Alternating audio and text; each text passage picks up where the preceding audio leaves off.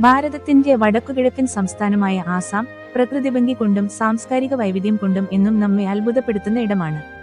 അവിടുത്തെ ജനതയുടെ ജീവവായു എന്ന് വിശേഷിപ്പിക്കാവുന്ന ഒന്നാണ് ബിഹു.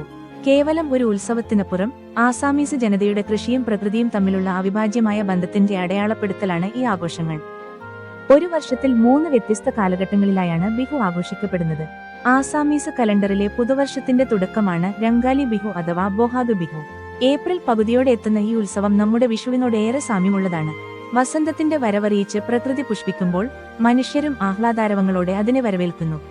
7 ദിവസത്തോളം നീളുന്ന ആഘോഷങ്ങളിൽ കന്നുകാലികളെ കുളിപ്പിക്കുകയും ആരാധിക്കുകയും ചെയ്യുന്ന ഗോരു ബിഹു മുതൽ മനുഷ്യർ പരസ്പരം സ്നേഹവും സമ്മാനങ്ങളും കൈമാറുന്ന ചടങ്ങുകൾ വരെ ഉൾപ്പെടുന്നു. ചുവപ്പും മഞ്ഞയും കലർന്ന മുഖ സിൽക്ക് വസ്ത്രങ്ങൾ ധരിച്ച് പെപ്പയുടെയും ദോളിന്റെയും താളത്തിനു യുവാക്കളും യുവതികളും ബിഹു നൃത്തം ചവിട്ടുന്നത് കാണാൻ തന്നെ ഒരു പ്രത്യേക ചന്തമാണ്. പ്രണയത്തിന്റെയും സന്തോഷത്തിന്റെയും സംഗീതമാണ് ഈ ദിവസങ്ങളിൽ ആസാമിലെ ഗ്രാമങ്ങളിൽ അലയടിക്കുന്നത്. ഒക്ടോബർ മാസത്തിൽ വയലുകളിൽ നെൽച്ചെടികൾ വളർന്നുവരുന്ന സമയത്താണ് കാതി ബിഹു അഥവാ കൊങ്കാലി ബിഹു ആഘോഷിക്കുന്നത്. പേര് സൂചിപ്പിക്കുന്നത് പോലെ തന്നെ ഇതൊരു ലളിതമായ ചടങ്ങാണ്. വിളവെടുപ്പിന് മുൻപുള്ള ഈ സമയത്ത് ധാന്യപ്പുരകൾ അല്പം ശൂന്യമായിരിക്കും. അതിനാൽ തന്നെ ആർഭാടങ്ങളില്ലാതെ വരാനിരിക്കുന്ന നല്ല വിളവെടുപ്പിനായി ദൈവത്തോട് പ്രാർത്ഥിക്കുന്നതിലാണ് ഇതിൽ പ്രാധാന്യം. മുറ്റത്തെ തുളസിത്തറയിലും നെൽവയലുകളിലും വിളക്കുകൾ തെളിയിച്ച് ആകാശ് ബന്ദി ഒരുക്കുന്ന കാഴ്ച ശാന്തവും ഭക്തിനിർഭരവുമാണ്. പ്രകൃതിക്ക് മുൻപിൽ മനുഷ്യൻ നടത്തുന്ന വിനീതമായ ഒരു സമർപ്പണമാണിത്. ജനുവരി മാസത്തിൽ കൊയ്ത്തു കഴിഞ്ഞ് വീടുകളിൽ ധാന്യം നിറയുമ്പോൾ ആസാം ആഘോഷലഹരിയിലാകുന്നു. അതാണ് മാഗ് ബിഹു അഥവാ ബോഗാലി ബിഹു. പേര് പോലെ തന്നെ ബോഗ് അഥവാ ഭക്ഷണത്തിനാണ് ഇവിടെ പ്രാധാന്യം.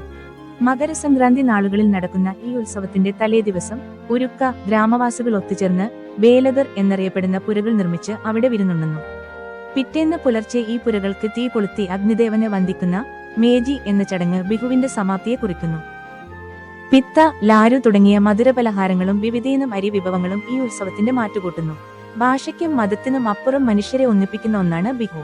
ആസാമിലെ ഓരോ മണരിയിലും ലയിച്ചു ചേർന്ന ഈ സംസ്കാരം നമ്മെ പതിപ്പിക്കുന്നത് പ്രകൃതിയോടുള്ള സ്നേഹവും സഹവർത്തിത്വവുമാണ്. കൃഷിയെ ദൈവമായി കാണുന്ന ആ മണ്ണിൽ നിന്ന് ബിഹുവിന്റെ ഈ താളം ലോകമെമ്പാടുമുള്ള മലയാളികളിലേക്കും ഒരു വസന്തമായി പടരട്ടെ.